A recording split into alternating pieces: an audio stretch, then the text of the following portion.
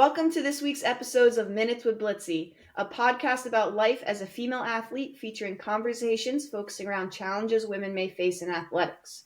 Episodes will feature guest athletes and women who work in sports. So today's topic is injuries, and unfortunately, injuries come with the territory of playing sports. They're inevitable, and unfortunately, there's not a lot you can do to control whether you get injured or not. There are ways to help minimize the possibility of getting hurt, but no way of eliminating the chance in its entirety. So today we have a very special guest. We have Nyle Boyce, who her and I have played together the past 4 years, and now she graduated from RPI with a degree in business and management, and she's now has moved back home to Florida and is working for her gym and doing some coaching while starting her own business on the side. And unfortunately, Nyle and I have kind of been two people who have had some unfortunate injuries in the past. I've had anywhere from concussions to multiple surgeries. And so today we're going to talk about how every injury that happens is different and the recovery is different and just some ways to get through them. So Nyle, thank you for being here. Hi. And so Nyle actually was the victim of tearing her ACL a few years ago, right after our freshman year of college. And so she actually was able to come back for the start of our next season, which was a year later because of COVID. So she had a season off basically, like we all did for COVID to get healthy and all that. So Nyle, today we're just going to kind of dive into injuries and just talk through some ways to help young athletes kind of get through them. So I'm just going to go for it. I thought that I wasn't ever going to be wearing the orange jersey. I thought I was going to make it through college without the orange jersey, but I was wrong. Yeah, so for anyone who doesn't know, for college sports, there's always a colored jersey for the injured players. So like that means no contact. And usually for teams it's like red because it's like red, alert, stop, don't hit. But since our color was red, we couldn't have red as a no contact, so we had orange. So basically anytime anyone was injured, they were in an orange jersey. And your main goal is to not be in an orange jersey for as long as you can. But that didn't happen. I actually only had to wear the orange jersey leading up to my shoulder surgery freshman year. Never had to wear it ever again. That's not bad. No, it's not bad because I managed to find ways of avoiding the injury situation till after the seasons were over. Or purposefully ignoring it, which we're going to talk about. So now I'm just going to start off with the first question. What is the hardest part, in your opinion, about being injured? I feel like a lot of it for me is the mental side because I struggle finding the balance between taking care of my body and ignoring the pain. And I feel like ignoring the pain is easy in the short run for me, but the discipline of deciding to take care of my body instead of ignoring the pain was hard because you have to take a step back, and I'm not good at that. Yeah, I think that's tough for all athletes too, because you kind of grow up in the way that you have to play through any pain or discomfort in order to keep playing, because we have it in our heads that if you're injured, you're out for a given amount of time, whatever it is. So I think all athletes have that issue of knowing when it's time to acknowledge how bad that pain is. And I think every athlete has been at a time or another responsible for ignoring a pain they shouldn't have. You know, I've done it. I played probably my entire freshman year with a completely torn shoulder, but ignored it until the end. Lately, I probably played the last 6 months with a torn ligament in the wrist, ignored it. So I think all athletes ignore pain even though they shouldn't. So I think it is important to recognize when it is time to really address the situation, because there are ways to take care of a pain without immediately thinking your season's over. There are ways you can help manage it through the rest of the season so you can continue to play with an injury unless it's so severe you're putting yourself in more harm.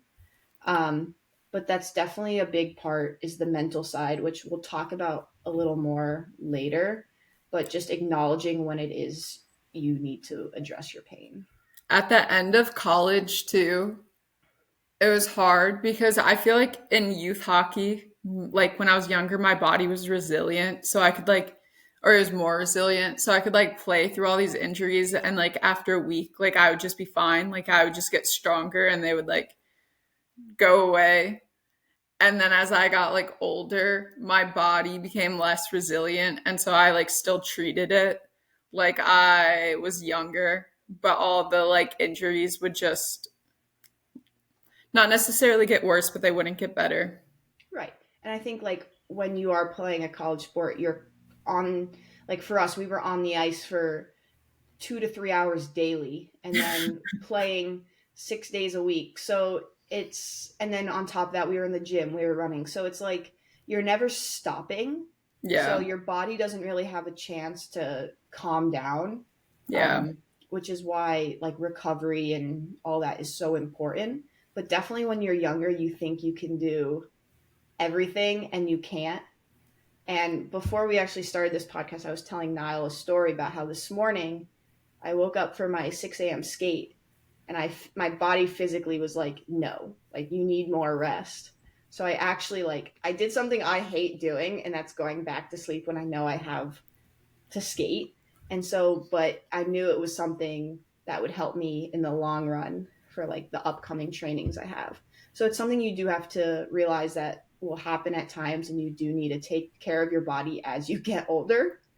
Um, I feel like so that's part of maturing as an athlete. I feel like that might be one of the biggest differences is when you're younger, you're told that like sleeping in past your alarm means that you're not disciplined or you're not working hard enough and stuff. So it's hard to like reframe it in your mind. But when you get yeah. older and like mature as an athlete, I feel like that's a big part of maturing.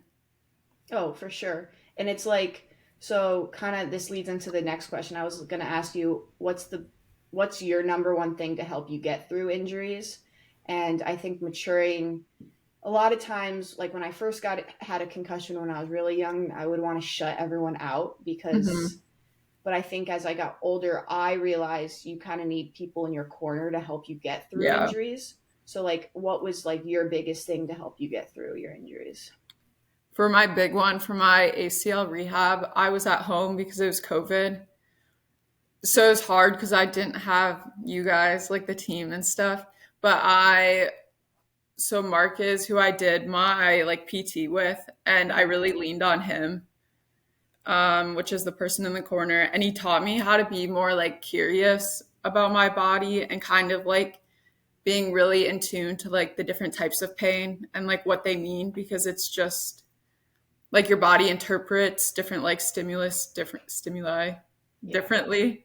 And so like some pain might mean that you like need to stop and like take time off or like recover better and stuff. And then other pain might just be a part of like the recovery process that you kind of just like have to push through. So that was one thing that I like dived into during my injury and helped me get through it.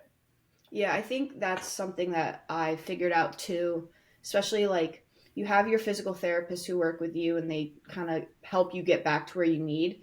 But also, it was important for me to realize just because, so both of my major injuries were involving my arm, and I couldn't use an arm, the same arm both times, but we're not talking about that Just anymore. need a new arm. Exactly. So, but it you also have to realize just because you're a limb down, whether it's an arm, a leg, or whatever, doesn't mean you can't do anything. So I Mm-hmm. also leaned on my like trainers a lot because they were still able to come up with workouts and training things you can do without having to use whatever part of you is injured. So I think it's important for you to remember that like just because you're injured doesn't mean you have to sit on the couch and do nothing.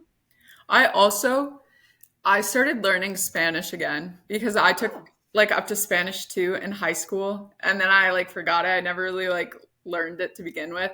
But I like realized that when I couldn't cuz I was like non-weight bearing and stuff, when I mm-hmm. couldn't like physically do what I wanted, like switching to learning and like training my mind, and that aspect also helped. Like it was better than Yeah. just sitting on the couch and watching TV all day. Well, right. And that actually, I did a similar thing when I had my wrist surgery a couple months ago. Like I was in the full arm cast for 6 weeks, which very inconvenient, especially on your dominant side. But that's when I actually put the process together of wanting to create this podcast and this show. So I was actually able to put my mind to something that I had time to actually develop and come up with a situation and different topics that I wanted to create. So I think like learning something, doing a hobby of some sort that you can, Mm-hmm. or learning something about yourself is something you can put all your energy towards. Because as athletes, you have so much energy. Like you can't, like physically, athletes can't sit and do nothing. So we need to be exerting that desire and energy somewhere. So just finding something you can do while you're injured is also still very important. Um, which is like also the mental side that I want to talk about, Mm-hmm. because even though most people think injuries are only a physical thing, injuries can also be mental. Like athletes face burnout, they get exhausted, they physically can't do anything anymore. And I think that needs to be realized that that's also an injury. And I think every athlete has to come to terms with that. And I think every high level athlete has experienced that in their life playing. Um, so, what are some ways you would say to like younger athletes who are coming up into higher level to help avoid burnout situations? Well, I feel like when you're younger, you kind of like told that you need to work harder, that you're like not working hard enough, that if you need or to get to the next level, like the answer is always just to like work harder. So when you're already like a hard worker, I feel like it's frustrating if you like don't see results and people are like you're either people are telling you or you're telling yourself to like just work harder, because sometimes that's like not the answer, and that's how I got burnt or like would get burnt out, is I would just like think that I had to work harder, but I wasn't Mm, really like working smart. Like I yeah. wasn't putting my energy into stuff that was like producing results. And so that was the biggest thing for me, is kind of like learning to take a step back, and maybe it's not that I have to work harder, but I'm working on the wrong things. And some things are good to do even like without like results for like skills and stuff, because things teach like discipline and different like characteristics that make you a like better athlete or person, or better with like relationships and stuff like that. But a big thing for me was like honestly evaluating what I was doing and kind of like what value is adding to my goals. Yeah, like it is important that you have to realize that there are more things in life than just that sport. And it's that's tough. Like it took me a long time to realize that myself, but there are times you have to step back, because if you do wear yourself down to the ground, you're not going to be playing well, you're not going to be performing well, Mm-hmm. and that will get in your head more than anything else. And then burnout also leads to physical injuries because you're pushing yourself to the point where you're not recovering at all. And I think for me, when I was growing up, whenever my family would go on like a vacation, like go to the beach, like for a week, that's it, 7 days, I always had it in my mind that I had to be like working out every single day. But it took me until like probably like senior year of high school, junior year of high school, where I was like, I can just go for like a walk on the beach and do some sort of, as long as I'm moving, I don't Mm-hmm. have to be lifting weights. I don't have to be going for a run. I don't have to be doing something so physically demanding just because I'm gone for a week. Being on vacation for as little time as you want, like a few days a week, whatever, is actually probably good for yourself because it allows yourself to take a step back.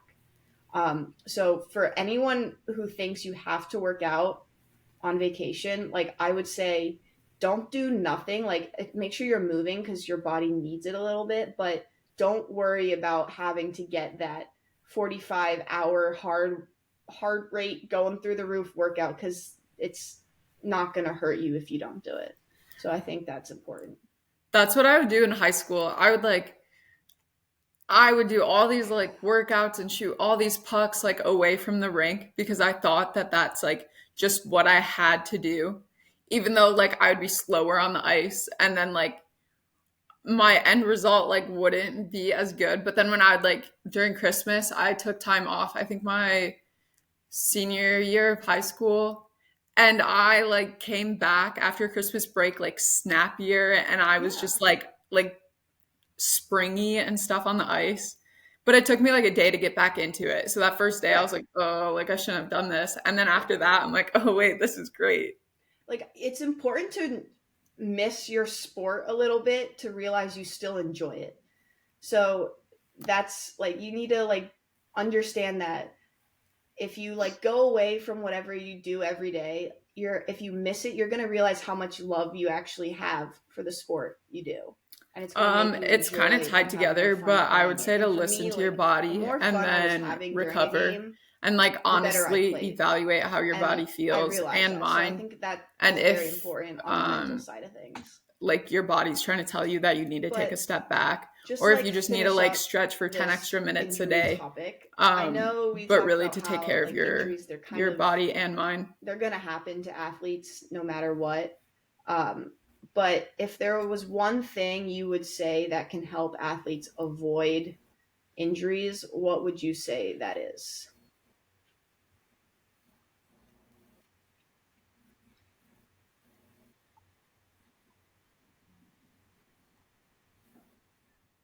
Thanks for having me.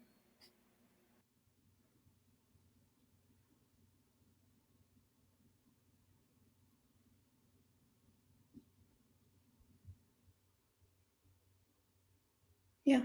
All right. Well, thanks, Nile. It's all great advice. So thank you for joining us today. And it was a great conversation, very informative information. So everyone, please let us know what you liked, disliked, and hope you guys enjoyed this episode. Let me know what other topics you'd like to hear about, and we'll see you next time.